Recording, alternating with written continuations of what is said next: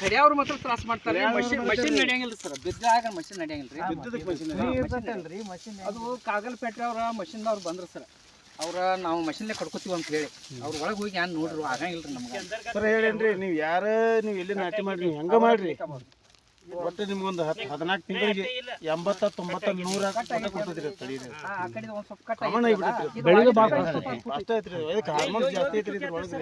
ಈ ಚಳಿಗಾಲದಾಗ ಎಲ್ಲಾ ಕಬ್ಬುಗಳು ಎಲ್ಲ ಮಕ್ಕೊಂಡಿರ್ತಾವ್ರಿ, ಇದು ಒಟ್ಟ ಫುಲ್ ಆಕ್ಟಿವ್ ಇರ್ತೈತ್ರಿ. ಅದು ನೀವ್ ಬೇಕಾದ್ರೆ 517 ಯಾರು ಪ್ಲಾಂಟೇಶನ್ ನೋಡ್ರಿ. ಈ 517 ಒಂದು ವಿಶೇಷ ಸರ್, ಆಗಸ್ಟ್ ಸೆಪ್ಟೆಂಬರ್ದಾಗ ಮಾಡ್ರೆ ಎಷ್ಟು ಬೇಕು ಅಷ್ಟು ಇಳುವರಿ. ಮತ್ತೆ ಅದನ್ನ ಬಿಟ್ಟು ನವೆಂಬರ್ ಡಿಸೆಂಬರ್ ಮಾಡಿದೀವಿ ಅಂದ್ರೆ ಮತ್ತೆ ದೀಪಾವಳಿ ಗರಿ ತೆಗಿತೈತಿ, ಎಲ್ಲಾ ಗರಿ ತೆಗಿತೈತಿ. ಆಗಸ್ಟ್ ಸೆಪ್ಟೆಂಬರ್ದಾಗ ನಾವು ಮಾಡಿದ ಆಗಸ್ಟ್ದಾಗ ಮಾಡಿದೀವ್ರಿ. ಇನ್ನು ಕೆಲವೊಂದು ಸೆಪ್ಟೆಂಬರ್ದಾಗ ಮಾಡಿದ ಲಾಸ್ಟ್ ರೀ, ಆಗಸ್ಟ್ ಸೆಪ್ಟೆಂಬರ್ ಅಂದ್ರೆ ಗರಿ ತೆಗಿಬೇಕು ಅನ್ನೋಟಿಗೆ 12-13 ತಿಂಗಳು ಸಿಕ್ಕಿರ್ತದೆ ಸರ್. ಯಾವುದೇ ಗರಿ ಇನ್ನೂ ಹಾರ್ಮೋನ್ಸ್ ಜಾಸ್ತಿ ಆಕ್ಟಿವ್ ಇರ್ತಾವ್ರೆ, ಹಂಗಾಗಿ ಅಂತ ಲಗೆ ತಗೊಂಡ್ಬಿಡ್ತಾರೆ, ಲಗೆ ಗರಿ ತೆಗಿತೈತಿ. ಮತ್ತು ಸರ್ ಕಡಿಮೆ ಖರ್ಚಿನಾಗ ಬರ್ದು ಅಂದ್ರೆ ಇದಾರೆ. ನಮಸ್ಕಾರ ನಮ್ಮ ಎಲ್ಲ ಆತ್ಮೀಯ ರೈತ ಬಾಂಧವರಿಗೆ. ಇಲ್ಲಿ ಒಂದು ಪ್ಲಾಟಿಗೆ ವಿಸಿಟ್ ಬಂದಿದ್ವಿ ಸ್ನೇಹಿತರೆ. ಇದು ತುಂಬ ಒಂದು ವಿಶೇಷವಾದ ಪ್ಲಾಟ್ ಅನ್ಬೋದು, ಒಂದು ದಾಖಲೆನೇ ಅನ್ಬೋದು. ಈ ಕಬ್ಬು ಇಳುವರಿಯಲ್ಲಿ ಹೆಚ್ಚಿನ ಒಂದು ಇಳುವರಿಯನ್ನು ಪಡೆದಿರ್ತಕ್ಕಂಥ ಈ ಕುಡ್ಚಿ ಶಾಸಕರಾದ ಶ್ಯಾಮ್ ಘಾಟ್ಗೆ ಅವರ ಒಂದು ಪ್ಲಾಟ್ಗೆ ಬಂದಿದ್ದೀವಿ ಸ್ನೇಹಿತರೆ.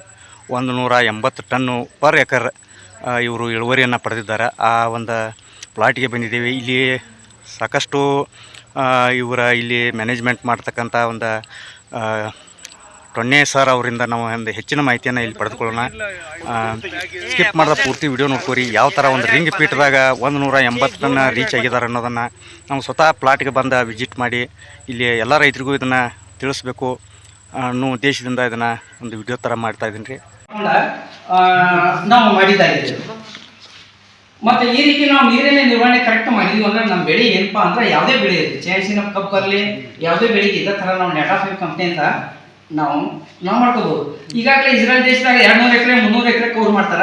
ನಾವು 80 ಎಕರೆ ಯಾಕೆ ಮಾಡ್ಕೋಬಾರ್ದು ಅಂತ ಹೇಳಿ 80 ಎಕರೆಗೂ ಎಲ್ಲ ಇವರು ಒಬ್ಬರೇ ನೀರು ಹಚ್ತಾರೆ. ಅಂದ್ರೆ 80 ಎಕರೆಗೂ ಎಲ್ಲ ಮ್ಯಾನ್ಯಲ್ ಅಲ್ಲ, 80 ಎಕರೆಗೂ ಮೇನ್ ಲೈನ್ ಎಲ್ಲ ಇಲ್ಲೇ ಬಂದಾವ, ಒಂದ ಕಡೆ ಬಂದಾವ. ಇವ್ರು ಏನ್ ಮಾಡ್ತಾರ 80 ಎಕರೆ ಎಲ್ಲ ಒಬ್ಬರ ನೀರು ನಿರ್ವಹಣೆ ಮಾಡ್ಕೋತಾರ.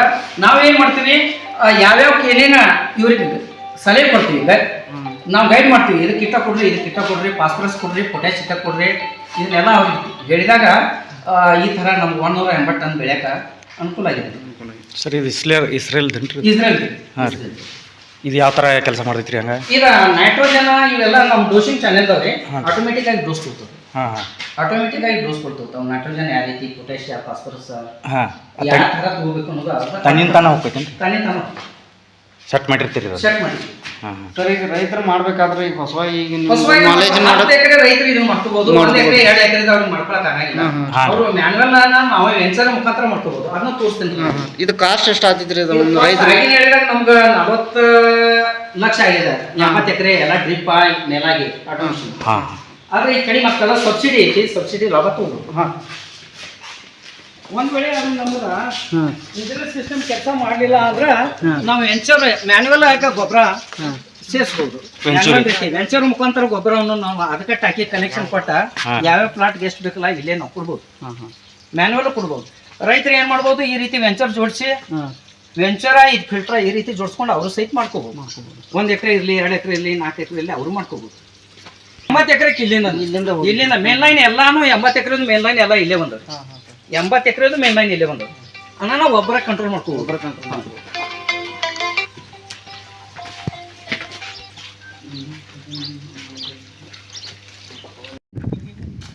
ಹಿಂದಿಂದ 2x2 ಗಾರಿ ಐತ್ರಿ.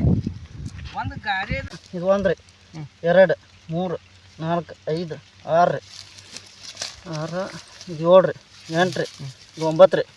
ಇದು 7 ರೀ, 8 ರೀ, ಇದು 9 ರೀ, ಇದು 10 ರೀ, 11 ರೀ, 12 ರೀ, 12, 13 ರೀ, 14, 15, 16 ರೀ, 17, 18, 19 ರೀ, ಇದು 20 ರೀ, 20, 21 ರೀ, 22 ರೀ, 23 ರೀ, 24 ರೀ, 24, 25, 26 ರೀ, 26 ರೀ, 27 ರೀ, 28,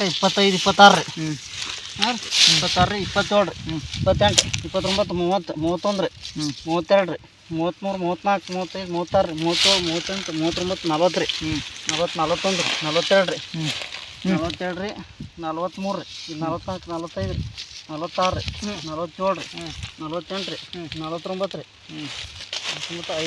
51 ರೀ 52 ರೀ 52 ರೀ 53 ರೀ 54 ರೀ 55 ರೀ 55 56 57 ರೀ 57 ರೀ ಅದಾವ ನೋಡ್ರಿ ಸರ್ ನಕ್ಕಿ 60 ತನಕ ಇದೆ. ಹಾಂ 60 ತನಕ ಇರ್ಬೇಕಂತ ಹೇಳಿದ್ರೆ ರಿಂಗ್ ಪೀಠ ಪದ್ಧತಿದಾಗ 60 ಕಬ್ಬು ಇರ್ಬೇಕು ರೀ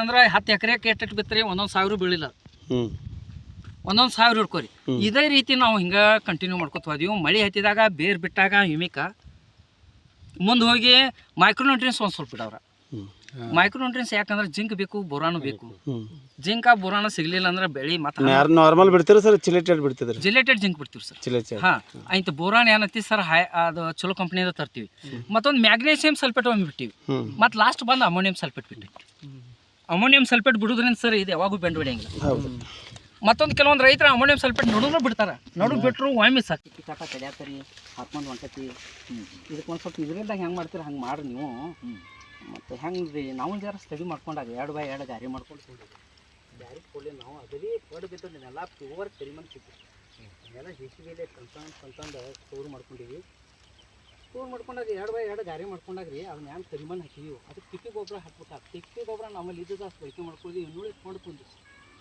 ಕೊಂಡು ತೊಗೊಂಡಾಗ ನಮ್ಮ ಕುರ್ಚಿ ಖತ 3000 ರೌಂಡಿನ ತಂದು ಹೋಗ್ಯಾಕತ್ರಿ ಬಾಟ್ಕೊಂಡು ರೌಂಡಿ ಪ್ಲಾಸ್ಟಿಕ್ ಅದಾಗಿದೆ ನಾವೇನು ಮಾಡಿದೀವಿ ಸರ್ ಅವ್ರು ಎಲ್ಲೆಲ್ಲಿ ಗೋಳಿ ಮಾಡಿರಿ 60 50 70 70 65 ಹಾಂ ನೀವು ಏನೇನು ಬಿಟ್ಟು ಮತ್ತೊಂದು